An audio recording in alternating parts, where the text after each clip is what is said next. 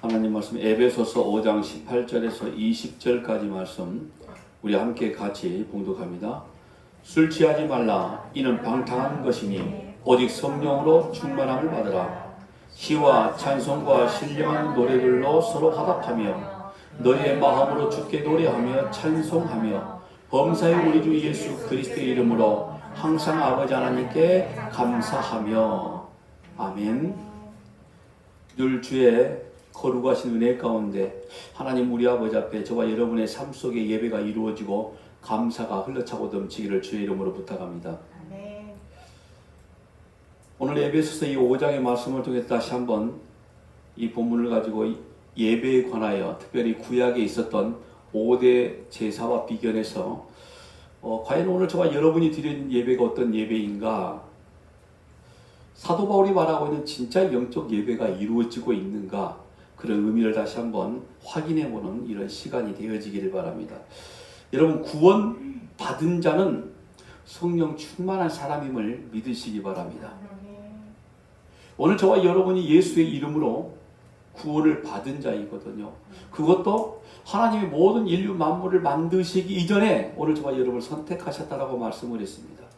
그럼 우리가 예수의 이름으로 구원을 받은 자이기 때문에 당연히 성령 하나님이 저와 여러분 안에 계시기에 우리는 성령 충만한 사람이다. 기억나시죠?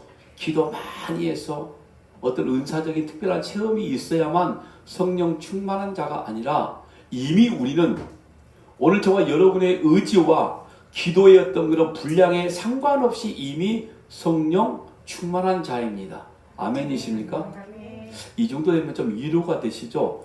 야, 나는 기도도 많이 못했는데, 신앙생활 한 지 얼마 되지도 않았는데, 그래도 염려하지 마세요. 여러분들은 성령 충만한 자입니다. 왠지 아세요? 오늘 저와 여러분은 예배하는 자이거든요. 이 땅을 그냥 살아가는 자가 아니라 매일매일 시간 사도 바울이 표현한 대로 무시로 저와 여러분은 예배하는 자이기 때문에 곧 성령 충만한 자라고 분명하게 말씀을 드릴 수 있습니다. 그래서 오늘 우리가 예배 시작하기 전에 이렇게 말씀을 했죠. 하나님은 영이시니 예배하는 자가 영과 진리로 예배할지니라. 다만 오늘 저와 여러분은 이미 예배하는 자가 되어졌는데 어떤 예배를 드려야 되느냐? 영과 진리 가운데 예배를 드리는 자가 되어야 된다. 그래서 오늘 저와 여러분의 이 예배가 하나님이 받으실 만한 예배, 그리고 오늘 예배를 통해서 하나님의 거룩한 진리로 완전히 무장되어져서 하나님의 말씀 가운데 연약하고 부족함에도 불구하고 순종의 열매를 계속 내놓으려고 하는 오늘 저와 여러분의 믿음, 하나님의 주신 믿음으로 인해서 이루어진 그 열매가 분명히 우리의 삶 속에 이루어지리라 믿습니다. 그런데 사도 바울이 이 예배를 우리를 뭐라고 그랬죠? 거룩한 산제물. 보세요. 로마서 12장 1절에 다시 한 말씀 볼까요? 너희 몸을 하나님이 기뻐하시는 거룩한 산 제사로 드리라. 이는 너희 드릴 영적 예배니라. 사실 오늘 본문에도 구약적인 용어가 있다라고 그랬죠.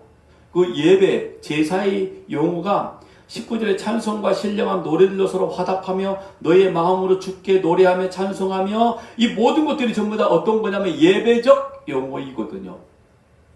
이 예배적 용어가 쓰여진과 동시에 사도 바울은 또 오늘 저와 여러분에게 그런데 산 제사로 드리라. 그러니까 제사와 영적 예배를 하나로 지금 이야기를 하고 있는 겁니다. 지금 복습하고 있는 거예요. 이 제사 자체는 어떤 용어죠? 구약 용어였습니다. 근데 이 제사란 개념 가운데는 반드시 필요한 게 있다고 그랬죠. 어떤 거죠? 제물. 그렇죠. 그걸 어떻게 알았어요? 어려운 건데. 우리 숨기의 교인들만 알 수 있는 겁니다. 오늘 저와 여러분은 반드시 예배하는 자인데 오늘 저와 여러분이 준비하는 건 제물이라는 거죠. 그런데 사도 바울은 그 제물을 뭐라고 말하냐면 너희가 드릴 영적 예배로 이루어져야 된다는 거죠. 그리고 오늘 저와 여러분이 이미 산 제물이라고 말씀을 하고 있는 거죠. 그러니까 우리가 이 구약 제사를 이해하면 오늘 내가 왜 어떻게 영적 제물이 되어 있는가를 정확하게 알 수 있다라고 말씀을 드렸습니다. 기억나시죠? 지난주까지 제가 그래서 소재까지 말씀을 드렸습니다. 그래서 오늘은 속죄제, 속건제, 화목제를 통해서 이 구약적인 이 제사가 오늘 저와 여러분에게 어떤 예배의 의미로 다가오는지를 또 말씀을 통해서 하나씩 배워나가는데, 그래도 또 복습을 또 해야 됩니다. 자꾸 해야 돼요. 왜? 잊어버리니까. 구약에는 여러분 예배란 용어 자체를 섬김이라고 표현해 놓았다고 그랬죠. 섬김, 아바드.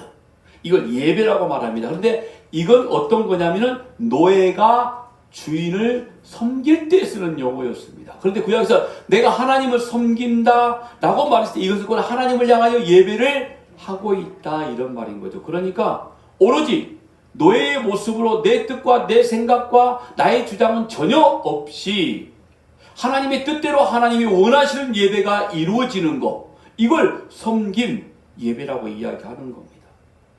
우리가 알고 있다시피 여러분 구약의 노예의 모습은 주인에게 생사 여탈권이 있다는 말 너무 많이 들어봤잖아요. 그러니까 우리는 하나님의 손에 붙잡힌 바 되어 있는 도구와도 같은 거죠. 마치 예레미야가 이야기했던 것처럼 진흙과도 같은 존재입니다. 하나님이 만드시면 만드시는 모양대로 우리는 쓰여질 수밖에 없는 거죠. 거기에 진흙이 나는 이 모양으로 만들어주세요. 나는 이렇게 더 훨씬 더 좋을 것 같아요. 라고 말할 자격이 없는 거죠. 하나님 편한 대로 조금 저급한 용어로 엿장수 마음대로 그냥 그렇게 오늘 저와 여러분이 쓰여지고 예배에 제물이 되어져 가는 겁니다. 오늘 저와 여러분의 생각과 뜻과 오늘 나의 모습 속에서 내가 이런 예배를 드리고 싶었던 예배의 목적을 가지고 예배를 드리는 것이 아니라 하나님이 이끄신 가운데 하나님이 원하시는 자리에 하나님이 원하는 예배가 오늘 저와 여러분의 삶의 예배가 되어지고 그것이 진짜 신앙 고백인 겁니다. 그게 바로 아바드란 단어예요. 그리고 구약에 보니까 또 어떤 거냐면 샤하, 경배라는 단어를 씁니다. 이게 또 구약에서 예배인데 부복하다 그랬죠. 부복이란 말이 무슨 말이라고 그랬죠? 기억나십니까? 아예 얼굴과 배가 내 땅에 그냥 납작 엎드려져 있는 겁니까? 엎드려져 있는 상태입니다. 눈에 보이는 거 뭐죠? 땅밖에 없어요. 다른 존재가 아무것도 없는 거죠. 나는 없어지고 나는 사라지고 주인만 드러나는 게 샤하, 부복하다, 경배하다라고 이야기를 하는 겁니다. 왠지 우리가 경배하다 그러면 찬양할 때 위를 바라보고 이렇게 올려드리는 이런 모양이 있다 보니까 위를 바라보는 모양으로 생각할 수 있는데 아니요, 납작 엎드린 겁니다. 아예 코를 땅에 대는 거예요. 나의 존재를 보는 거죠. 땅을 바라본다는 것은 야, 내가 이렇게 무가치한 존재였구나. 난 아무것도 아닌 아파르 풀풀 날리는 먼지와 같은 존재였구나. 그러니 내가 하나님 앞에 내 생각과 내 뜻대로 살아가는 존재가 절대로 못 되는구나. 이게 경배예요. 아무것도 하지 못하는 상태. 신약으로 넘어와서 이 예배를 뭐라고 말한다고 하죠? 프로스큐네오. 기억나십니까? 아마 나올 겁니다. 프로스는 어디를 향하여 누구를 향하여 이런 말이거든요. 그리고 큐네오, 입맞추다. 이 두 단어가 하나가 된 단어가 프로스큐네오. 이걸 예배라고 표현하고 있습니다. 그러니까 여러분 사실 이 프로스큐네오 이 단어는 구약의 샤하란 단어와 굉장히 많이 비슷한데 노예가 주인의 발에 진심으로 감사했을 때에 내가 죽을 수밖에 없는 상태였는데 나의 주인이 나를 살려주었을 때 그때 너무너무 고맙고 감사해서 주인의 발에 입맞추고 있는 상태입니다. 이걸 프로스큐네오라고 이야기를 하죠. 기억나죠? 누구가 기억난다고 그랬죠? 옥합 깨트린 그리고 향유를 예수님의 발 앞에 부었던 여인, 그 여인의 이름이 마리아라는 사람입니다. 그게 바로 이거예요. 프로스큐네오, 샤란 말입니다. 그리고 또 한 가지 단어가 신약에 쓰인 단어가 라티오리오, 예배, 이것도 라티오리오 단어인데 이건 섬김의 대상의 유일성을 가리키는 겁니다. 그러니까 오로지 내가 예배, 그리고 나의 예배를 받으실 만한 분은 하나님밖에 계시지 않는다 이 말입니다. 더더욱 여기 하나가 더 붙이면 영원히 한 주인이에요. 영원히. 오늘 저와 여러분의 주인은 영원히 영원이라는 것은 우리가 가늠할 수 없는 시간까지 오늘 저와 여러분의 주인은 하나님이십니다. 그곳이 어디예요? 하나님의 나라인 거죠. 제약적인 시간 속에 있는 자가 아니라 공간적인 시간 속에 우리가 있는 존재가 아니라는 겁니다. 우리는 영혼 속에 하나님의 존재 가운데 들어있는 자들, 그 가운데 우리는 하나님만을 바라보고 하나님 바라보에 무릎을 꿇고 나는 아무것도 하지 못하는 무능한 존재이오니 하나님 뜻대로 하옵소서. 아멘이십니까? 이게 예배예요. 오늘 저와 여러분이 지금 드려지는 예배가 그렇다 이 말인 겁니다. 거기에 영과 진리라고 말했다는 것은 이렇게 하나님의 말씀이 이루어지고 성령의 하나됨에 따라서 진짜 예배가 이루어지는 겁니다. 그러니까 오늘 이 강단에서 오늘 저와 여러분의 마음속에 하나님의 말씀이 증거되지 아니하고 선포되지 아니하면, 즉 진리가 없으면 그건 예배가 아니라는 이야기예요. 형식과 외식과 인간의 방법과 수많은 것들이 다 수단들이 동원되어지는 예배, 진리가 있으면 괜찮습니다. 진리가 없으면 아니라는 거죠. 그래서 구약에 보니까 시와 그 하나님을 향한 노래, 진리로 찬양하고 화답하며 이와 같은 것들이 이루어졌을 때에 하나님이 받으실 만한 예배가 된다는 거거든요. 여러분들 구약에도 그래서 하나님과 화답하는 예배, 하나님의 말씀이 있었다는 거죠. 율법을 상기하고 율법을 묵상하고 그 율법 가운데 과연 하나님이 내게 어떤 것을 요구하시는가, 하나님의 뜻대로 살아내야 되는 열심을 부려내기도 했다라는 거죠. 물론 그게 신약으로 와서 보니 바리새인들과 서기관들이 율법을 곡해해서 자기 의를 내세우는 어떤 도구로 쓰여졌기 때문에 외식하는 자들이라고 책망을 받기도 했지만, 하면 오늘 저와 여러분의 예배의 행위가 외식하는 자의 행위가 충분히 될 수 있다는 말이 되어지겠죠. 진리가 사라지면 외식이 되어지는 겁니다, 여러분. 하나님의 말씀이 사라지면, 예수 그리스도가 증거되지 아니하면 그건 외식 정도가 아니라 그건 예배 자체가 아닌 겁니다. 그리고 오늘 저와 여러분이 하나님 우리 아버지 앞에 구별된 제물되어 예배를 한다는 것은 얼마나 소중한 거냐면, 오늘 저와 여러분이 말씀으로 교제가 계속 이루어야 되는 거죠. 말씀으로 하나가 되어야 되는 거죠. 여러분, 성도의 교제를 나눈다는 말이 사도신경에 고백되어져 있는데, 단순하게 우리가 코이노니아, 그냥 먹고 마시고 즐겁게 노는 개념만 가지고 있을까요? No, 절대로 아닙니다. 말씀의 나눔이에요. 그래서 코이노니아예요. 진리의 나눔이란 말이에요. 하나님의 말씀의 나눔이 있어야 진짜 성찬, 우리가 입으로 먹고 들어가는 예수의 그리스도의 피와 살, 이런 것들이 이루어지는 거거든요. 이게 이루어지지 않으면 예배가 아니라는 겁니다. 그래서 사도 바울이 구약적인 용어를 너희는 거룩한 산 제물이라 이렇게 말하면서 예배에 가서 이렇게 말씀하고 있는 것은 하나님이 오로지 우리를 통해 예배만을 받으신다는 건데, 그 예배가 진짜 예배가 되어야 됨을 아주 강력하게 말하고 있는 게 오늘 또 에베소서 5장의 내용이기도 하는 겁니다.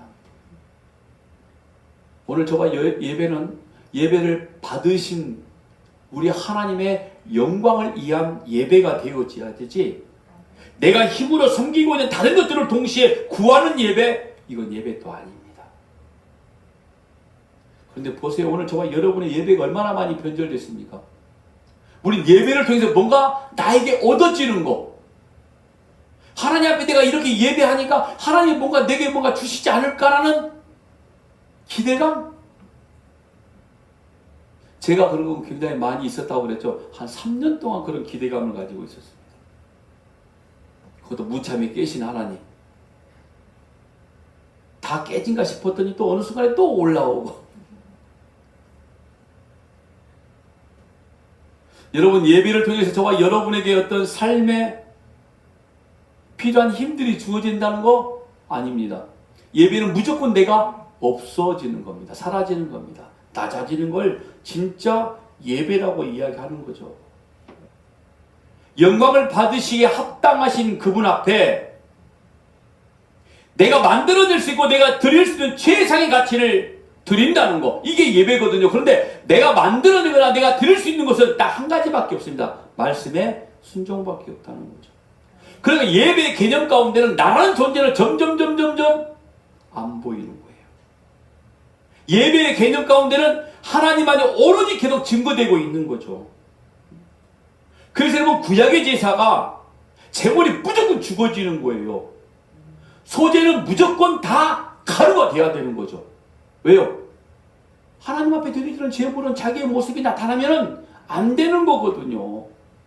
자기의 모습이 나타나기 시작하면 이미 그때부터는 하나님이 받으실 만한 제사, 예배가 아니라 자기 뜻대로 자기 마음대로 자기가 원하는 지금 예배를 드리고 있었던 거죠. 그게 누구의 예배였습니까? 성경에 바리새인들의 예배였기 때문에 이 독사의 자식들아 책망을 받게 되어진 거죠. 시작한 거니까 번제 한번 조금 더 언급 한번 할게요.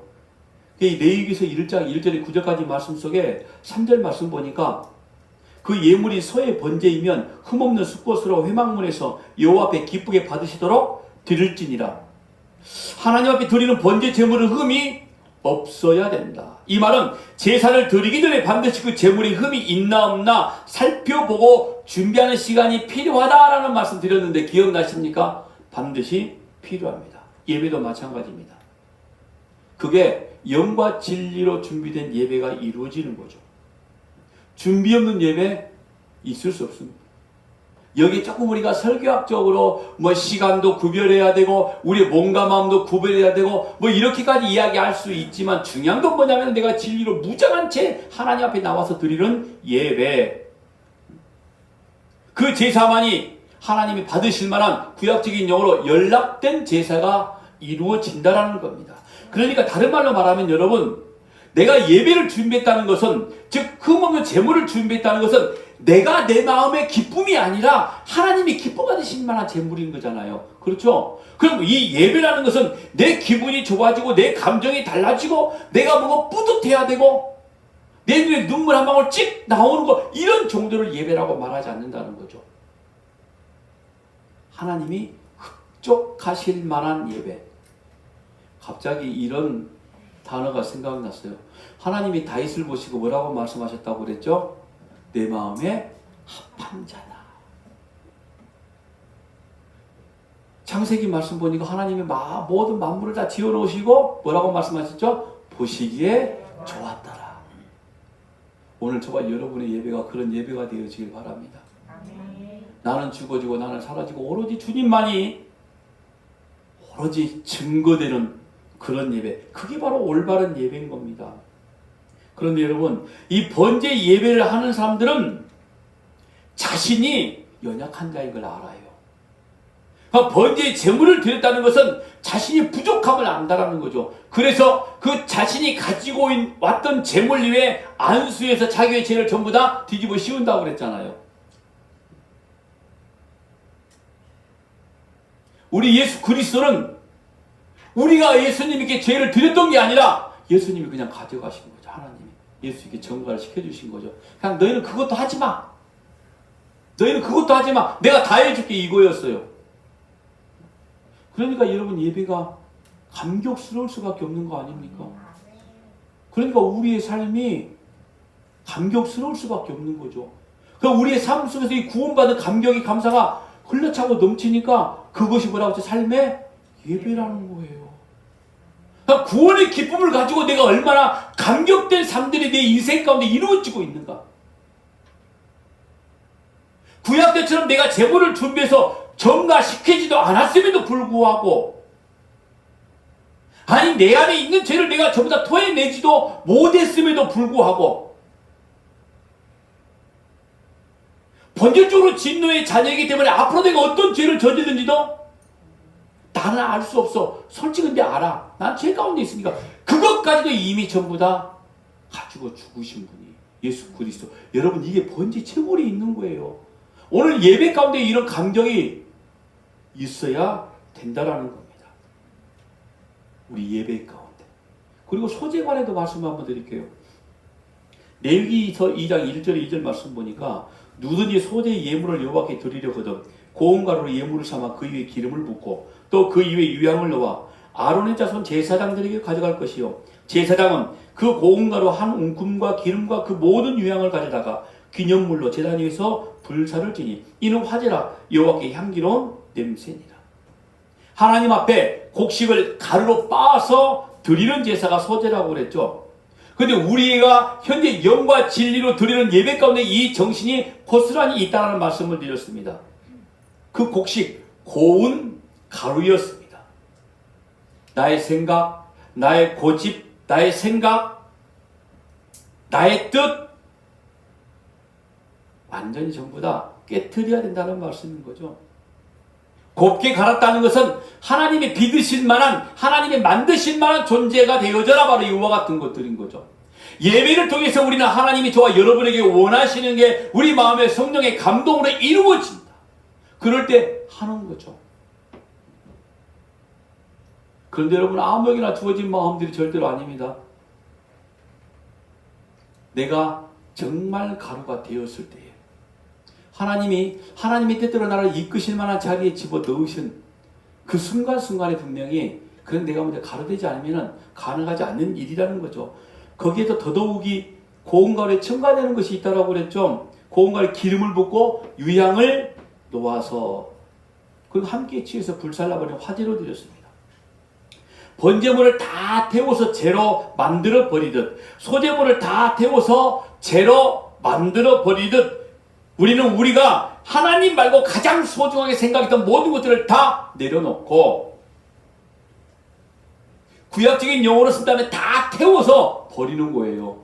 죄까지 날려버리는 거예요. 그게 바로 예배의 중요한 마음이라고 이야기를 하는 겁니다. 그리고 소제를 드릴 때 주의사항이 하나 있었는데 기억나십니까? 누룩을 넣지 말아라. 이걸 우리가 설교학적으로 뭐라고 그랬죠? 제발 부풀리지 좀 말아라, 이거 아닙니까? 뭐 좀 했다고 자랑질 하지도 말고, 바이올린 잘하면 뭐 자랑할 수 있나? 해도 돼요. 저한테는 우리가 드리는 헌신, 충성, 봉사 그럴듯하게 포장하지 말라는 이야기예요. 여러분, 내가 봉사한다, 내가 충성한다, 내가 헌신한다, 내가는 아니란 말이에요. 우리가 헌신할 수 있고 봉사할 수 있고 충성할 수 있는 건 어떤 것 때문에 우리가 할 수 있냐면 내 안에 믿음 때문에 가능한데, 그 믿음은 하나님이 내게 주신 선물이거든요. 그러니까 제발 우리의 생각 속에서 내가 뭔가 했다라는 걸 빨리 포기해야 돼요. 가만히 보면요, 근데 여러분들은 많이 포기가 되어졌을 것 같아. 근데 포기를 못하는 게 목사가 제일 크게 포기가 안 되는 것 같아. 뭔가 자기가 잘나서, 서목사가 뭔가 잘나서 막 하고 있는 것처럼 느껴질 때가 가끔 혼자 있을 때 있어요. 여러분들 앞에 있을 때 말고요, 혼자 있을 때입니다. 그러니까 내가 들통나지 않는 거죠. 하나님 우리 아버지 앞에 우리의 존재는 죄송한 말이지만 없습니다. 가루입니다. 하나님 손에 잡혀있는 진흙과도 같은 작은 흙덩어리에 불과하다는 겁니다. 그리고 오늘 말씀 시작입니다. 이제 세 번째 제사, 속죄제가 등장합니다. 레위기 4장 3절에서 29절까지 말씀 중에 제가 3절 먼저 말씀 읽어드릴게요. 만일 기름 부음을 받은 제사장이 범죄하여 백성으로 죄를 입게 하였으면 그 범한 죄를 인하여 흠없는 수송아지로 속죄제물을 삼아 여호와께 드릴지니, 23절 말씀 보니까 그 범한 죄의 깨우침을 받거든 그는 흠없는 수염소를 예물로 가져다가, 28절에 보면은 그 범한 죄의 깨우침을 받거든 그는 흠없는 암염소를 끌고 와서 그 범한 죄를 인하여 그것을 예물로 삼아. 그러니까 속죄제를 언제 드리냐면요, 죄를 깨달았을 때. 여러분, 우리가 언제 죄를 깨달을 수 있을까요? 언제?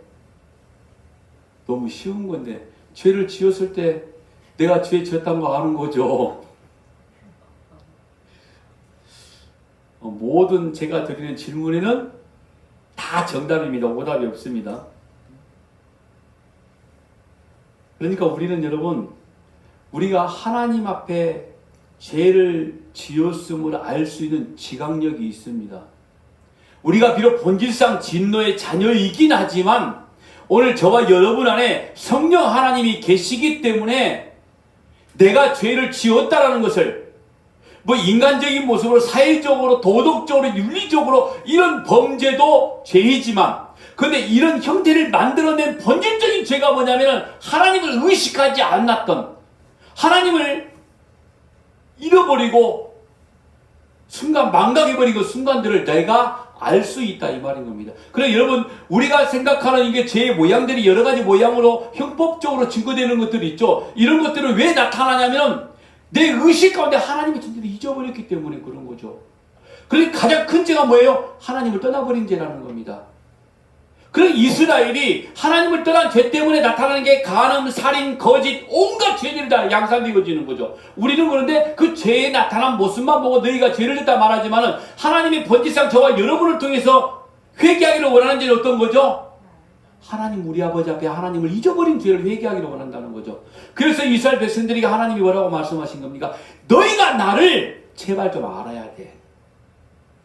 나를 모르니까 나를 떠나버렸다 이거죠. 나를 떠났으니까 너희들 손에 그런 죄들이 나타난다. 바로 이 말인 겁니다. 신약에 넘어오니까 사도 바울이 이걸 조금 인간적인 말로 표현하는 게 어떤 말씀이냐면 하나님이 너희 안에 양심을 주었단 말이야. 너희 양심이 너희를 스스로 고발하지 않니? 라고 지금 이야기를 하고 있는 겁니다. 그런데 여러분 그 양심도 양심이지만 오늘 저와 여러분이 내가 정말 죄인이었구나 죄인이구나 라고 우리가 적나라하게 고백할 수 있는 건 하나님의 말씀 속에 딱 섰을 때에 나는 죄인이구나. 여러분 죄의 기준은 그래서 말씀 앞에 섰을 때입니다. 만약에 우리에 나타난 행위의 죄의 모습만 가지고 말한다고 그러면 말씀의 기준이 아니라 사회 규범이라고 이야기를 해요. 이런 죄를 졌다고 하나님 내가 거짓말했습니다. 하나님 내가 탐심을 부렸네요. 내가 너무 사람을 미워했네요. 내가 가늠했네요. 아니 이게 먼저 우선이 아니라니까요. 뭐가 우선이라고요? 하나님을 떠나버렸군요. 그래서 우리가 회개하는 내용은 다른 사람과 달라야 되는 거예요. 그런데 바리새인들은 뭘 회개한 줄 아세요? 그걸 회개했어. 자기들이 지었던 죄의 모양들, 사회적인, 윤리적인, 도덕적인 규범들만 자꾸 내놓고 이거 내가 잘못이니까 용서해주세요. 이거 짓지 않으려고 너무너무 노력들을 많이 했단 말이에요. 그리고 나는 죄 짓지 않았어. 아니란 말이에요. 죄를 짓지 않았다 이 말은 내가 의인이다 이 말인데 의의 기준이 어디 있는지 아십니까? 말씀 앞에 있거든요. 죄의 기준 또한 그리고 의의 기준 또한 우리가 생각하는 기준이 아니라 하나님의 말씀 앞에 서 있을 때에 내가 의인이 되어지는 것이고 내가 죄인이 되어지는 거예요. 오늘 저와 여러분의 삶의 기준이 바로 하나님의 말씀이라는 겁니다. 그리고 오늘 우리는 늘 말씀 앞에 나를 비춰야 되는 거죠. 그래서 삶의 예배가 이루어진다는 말씀을 드리는 겁니다. 늘 우리는 이 성경 66권이라는 이걸 우리가 우리에게 하나님이 주셨기 때문에 이 말씀에 비추어서 내가 하나님의 뜻대로 살고 있구나? 아니다. 죄인이네. 하나님의 뜻대로 살고 있으려고 무던히 애를 쓰고 있어. 야, 그래도 의인에 좀 가까이 가고 있네? 여러분 어느 상태이십니까?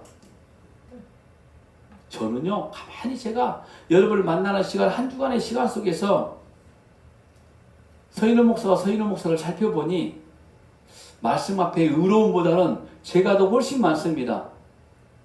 물론 여러분도 분명히 그럴 거예요.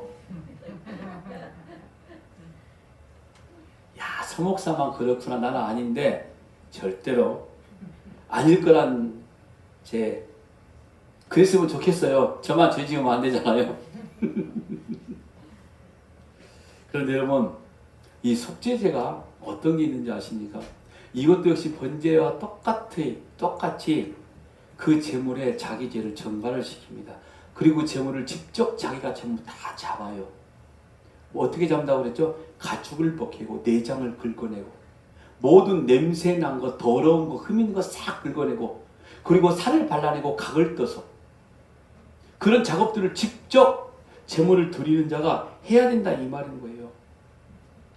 여러분 냄새 나는 것을 버리는 게 쉬울까요? 내장을 긁어내는 게? 그 냄새 얼마나 오래도록 남아있을까요? 그래서 제사를 다 지내고 나면 다 옷을 태워버리는 거예요. 각을 뜬다는 거 얼마나 아픔이 있을까요? 우리의 살과 우리의 뼈를 더뎌낸다고 생각을 한번 해보세요. 그게 여러분 진짜 회개라고 말씀하고 있는 겁니다. 속죄, 제에서는요. 그러니까 속죄는 말로만 하는 게 아니라 반드시 행동이 따라오는 거죠. 그리고 네 번째가 속건제라는 제사가 있었습니다. 속죄제와 속건제가 비슷하기도 합니다. 그런데 분명히 구분이 되어져 있는데, 속죄제는 이미 저질러 버린 죄, 돌이키지 못할 죄에 대한 용서를 구하는 제사가 속죄제입니다. 근데 속건제는 자기 잘못에 대한 것을 어떤 방법을 통해서든지 해결할 수 있는 방법이 있어요. 그 기회가 남아있어. 그때 드리는 게 속건제입니다. 이게 무슨 말인가 하는 딱 그런 표정들이에요. 예를 들어 볼게요. 만일 사람을 죽이거나 안식일을 범했어. 근데 이미 그건 돌이켜버릴 수 없는 시간 속에 지나가 버린 거죠.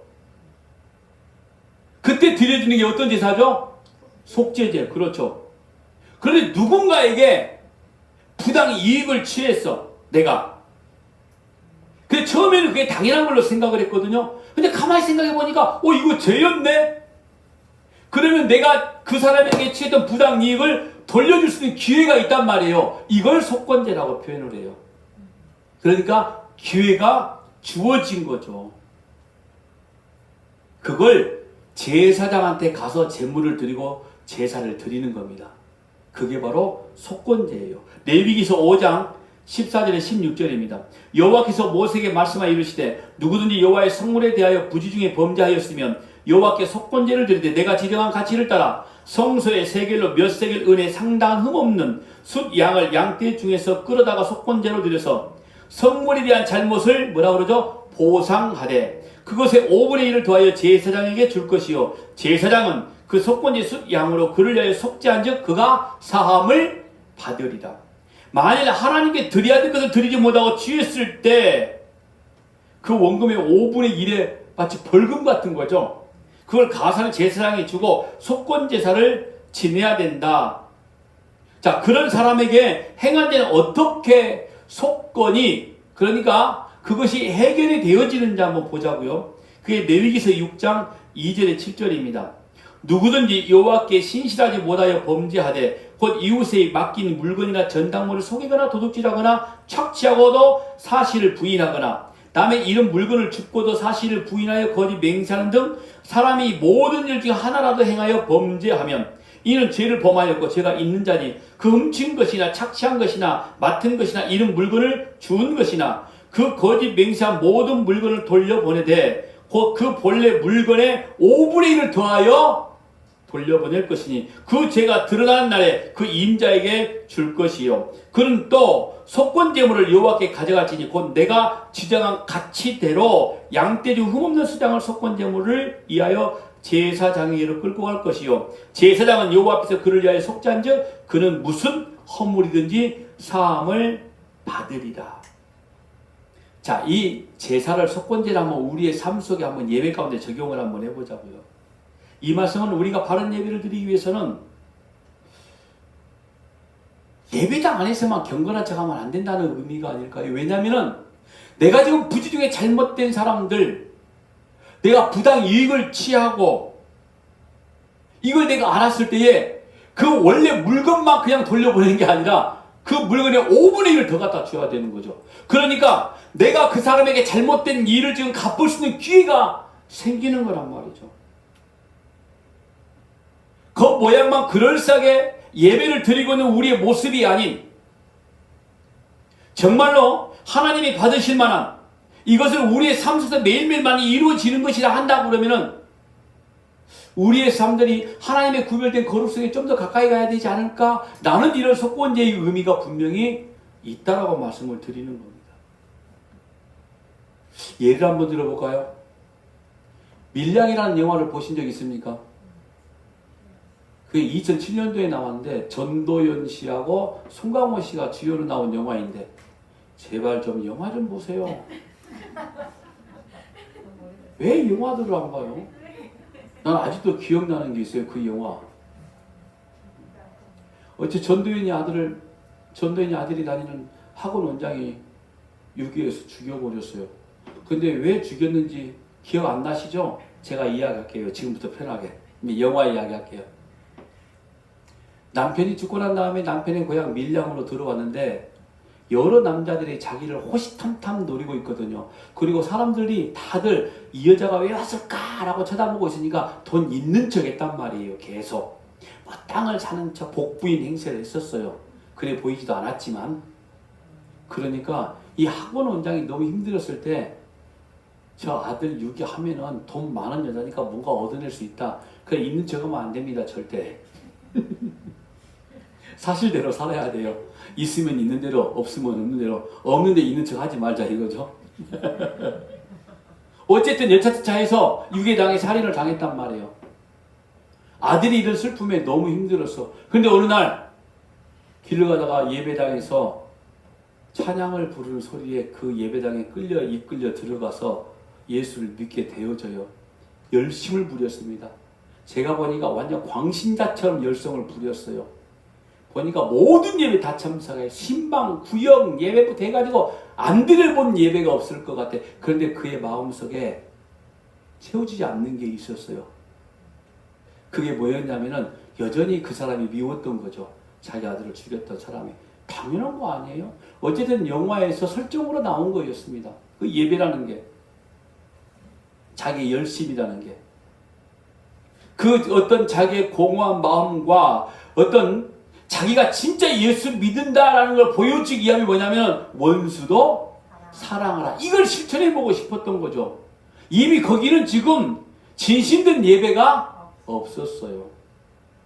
근데 사실 이걸 이야기하고 싶은 게 아니라 교도소를 찾아갔더니 자기 아들을 죽인 아들을 면회했거든요. 자기는 이런 말 하고 싶었던 거죠. 나는 내가 예수를 믿으니까 나는 당신을 용서할 수 있어야 돼. 용서해 줄게. 나는 이런 말을 하고 싶어서 갔는데 그 나쁜 놈이 하는 소리가 나는 이곳에서 하나님을 만났어. 죄에서 자유함을 얻었어. 나는 이미 용서를 받아버렸다 라고 말하니까 전도연이 머릿속에 심각한 갈등이 생겨버린 거죠. 하나님에 대한 불신이 올라오기 시작하는 거죠. 내가 용서를 안 했는데 왜 지가 용서를 받아? 이걸 이야기하고 싶은 겁니다. 그 범인은 하나님 앞에 자기가 죄 용서를 빌고 자유함을 얻게 되어졌다 하면 자기가 죽인 아이의 어머니가 자기를 면회 왔을 때에 그 사람 앞에 또 용서를 빌어야 되는 거였죠. 이게 속건제입니다. 이해되시죠? 그게 우리 삶 속에 그게 이루어져야 되는 거죠. 뭐 일일이 막 생각나면 찾아다닐 필요 없어요. 그렇다고 해서 여러분들 그런 유치한 짓을 하지 말고요. 제가 조금 더 쉽게 말하기 위해서 지금 영화 이야기를 하는 거고 이거죠. 회개도 피해자한테 용서를 구하는 회개가 필요하다는 말씀을 드리고 싶은 건데 이런 말을 하면 너무 또 유치하게 또 일일이 내가 죄진 사람 찾아다녀야 된다는 생각을 할까 봐서 미리 말하는데 하지 마세요. 안 하셔도 돼요. 이걸 성경으로 다시 한번 이야기 한번 해볼게요. 마태복음 5장 23절 24절입니다. 그러므로 예물을 제단에 드리려다가 거기서 내 형제에게 원망 들을 만한 일이 있는 것이 생각나거든. 예물을 제단 앞에 두고 먼저 가서 형제와 화목하고 그 후에 와서 예물을 드리라. 그러므로 예물, 이게 뭐예요? 회개 번제물을 제단, 번제단에 드리려다가 가서 내 형제에게 원망 들을 만한 일이 생각나거든. 예물을 제단 앞에 두고 먼저 형제와 화목해라. 이와 같은 의미는 이거예요. 우리가 하나님께 용서를 받은 존재이기 때문에 그냥 용서받은 존재이면 다른 사람들의 마음을 아프게 했던 것까지도 회개하는 모습이 필요하다. 바로 이런 말인 거죠. 여러분 그 내용을 잘 설명하고 있는 예가 어떤 거냐면 빌레몬서예요. 자, 사도 바울이 로마의 감옥에서 누구를 만나냐면 오네시모라는 사람을 만나게 되잖아요. 그 오네시모는 노예였습니다. 누구의 노예냐면 빌레몬의 노예였단 말이에요. 빌레몬은 골로새 교회의 신자였고요. 그런데 이 오네시모가 빌레몬의 집에서 노예 생활하다가 돈 훔쳐가지고 도망가다 잡혔거든요. 그래가지고 로마의 감옥에 있었던 때예요. 근데 거기 감옥에서 이 오네시모가 바울을 만나서 예수님을 영접하게 되어지는 겁니다. 그때 바울은 오네시모를 누구한테 보내냐면은 이 빌레몬에게 보내요. 자, 오네시모는 노예라고 그랬죠? 빌레몬에게는 뭐가 있는 거죠? 노예를 죽일 수 있는 생사 여탈권이 있다라고 그랬죠. 그런데 오네시모를 이 바울이 빌레몬에게 보냈단 말이에요, 지금. 이 말은 빌레몬이 오네시모를 죽여도 상관이 없는 겁니다. 근데 오네시모가 다른 데로 도망을 가요? 안 가요. 이게 회개입니다. 그래서 바울이 그 이야기를 한 거죠. 곧 이것은 무슨 말이냐면은 하나님의 말씀에 언제나 전적인 순종함을 따르고자 하는 그 사람의 의지가 분명히 있었다는 것을 우리가 보여주는 거죠. 오늘 저와 여러분의 예배는 하나님이 받으신 만한 예배로 이루어지기 원해서 우리가 마땅히 해야 될 의지인 행동도 분명히 필요한데 그 의지인 행동이 뭐냐면 말씀에 순종으로 가까이 가는 겁니다. 그걸 지금 사도 바울이 오네시모를 통해서 이야기하는 거죠. 너는 가면 죽을 수 있어. 그런데 가. 오네시모는 역시 마찬가지인 거죠. 내가 가서 죽더라도 가야 돼. 왜? 그 안에 뭐가 있는 거죠? 성령이 계시니까. 말씀이 있으니까. 하나님은 우리가 이웃과의 관계가 온전하게 정립되어지기를 원하는 것은 눈에 나타나는 것이고 곧 이것은 뭐냐면 하나님과의 관계가 완전히 정립되어졌기 때문에 가능한 열매인 거거든요. 내가 하나님을 사랑하면 이웃은 자연 발생적으로 사랑할 수밖에 없는 거예요. 내가 먼저 이웃 사랑할 때 하나님을 사랑하는 것이 아니라 그래서 너희는 먼저 뭐라고 그러죠? 하나님을 사랑하면 사랑하고 이웃을 내 몸처럼 사랑하라라고 말씀을 하는 겁니다. 이건 명령인데 자연 발생적으로 사랑할 수밖에 없죠. 하나님의 놀라우신 그 사랑이 내 안에 있어. 그런데 여러분 그 하나님의 사랑이 어떤 사랑이죠?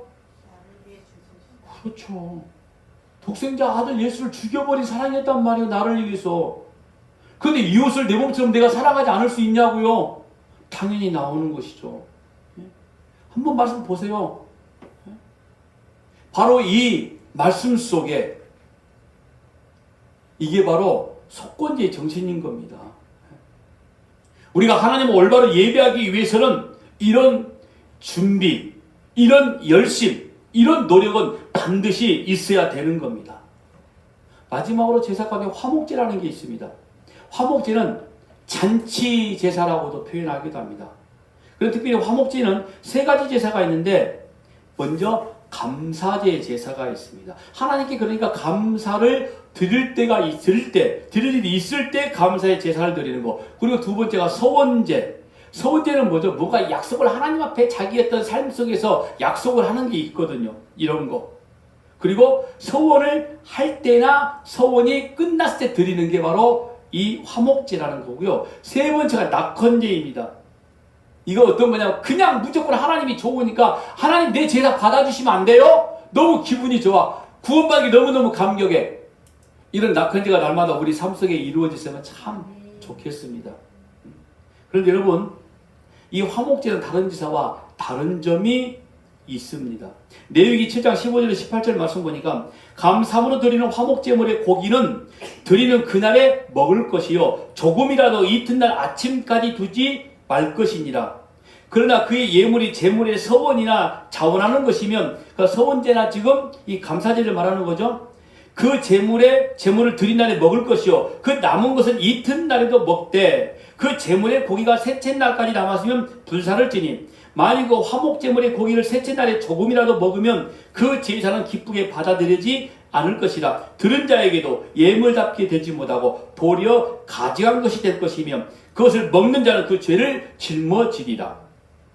여러분, 화목제가 잔치제사, 감사제라고 그랬죠. 세 가지 의미가 있다는 말씀을 드렸습니다. 그런데 이 감사제에 드린 제물은 당일날 다 먹어야 돼요. 그 제물을. 서원제나 자원제에 드린 제물은 그 다음날까지 다 먹어야 되고요. 근데 만일 3일째 되는 날에도 고기가 남으면 그 고기를 전부 다 태워버려야 되는 거거든요. 그런데 그 고기를 태우지 않고 먹게 되면 그 제사는 무효가 되어버린다는 거죠. 이게 화목제의 특징입니다. 여러분, 유일하게 이 화목제만 제사를 드리는 사람이 고기를 먹게 되어 있어요. 자, 그런데 문제가 있습니다. 레위기 3장 1절 말씀 보니까 사람이 만일 화목제 제물을 예물로 드리되 서로 드리려면 수컷이나 암컷이나 흠 없는 것으로 여호와 앞에 드릴 것이니 제물이 뭐예요 지금? 소, 수컷이나 암컷. 어마무지 커요 지금. 레위기 3장 6절 말씀 보니까 만일 여호와께 예물로 드리는 화목제 제물이 양이면 수컷이나 암컷이나 흠 없는 것으로 드릴지며 소보다는 조금 작아요. 아니 많이 작아요. 양. 아니 소 한 마리를 어떻게 하루에 다 먹냐고요. 양 한 마리 혼자 다 먹을 수 있어요 하루에? 근데 소 한 마리를 다 먹는다고? 양도 못 먹는데? 이 도대체 무슨 말이에요 지금? 그러면은 다 먹어야 되는데 어떤 말인 거죠 지금? 그렇죠, 그거예요. 화목제는 감사제라고 그러죠. 자원제라고 그러죠. 나눠주는 겁니다.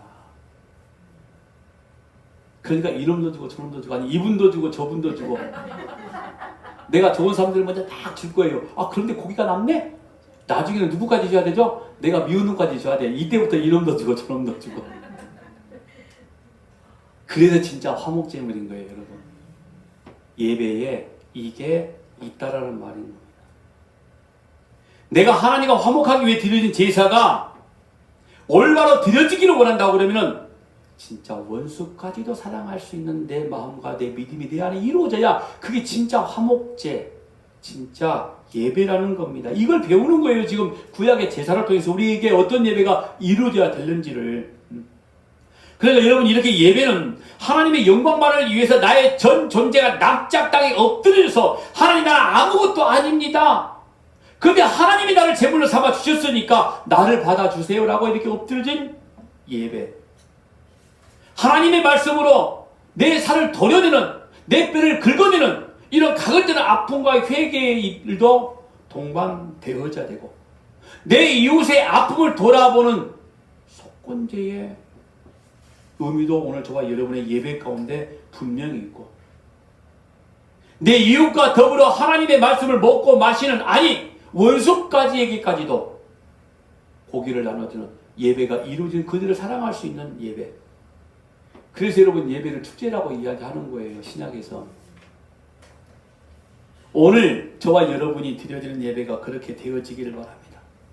오늘 우리가 하나님 우리 아버지 앞에 이렇게 예배가 이루어졌을 때에, 이렇게 모인 예배가 흩어지게 되어지면 오늘 저와 여러분의 각자의 삶 속에서도 이 구약의 제사와 같이 그런 영적 의미가 있었던 것처럼 우리에게도 진짜 예배가 이루어지길 주의 이름으로 부탁합니다.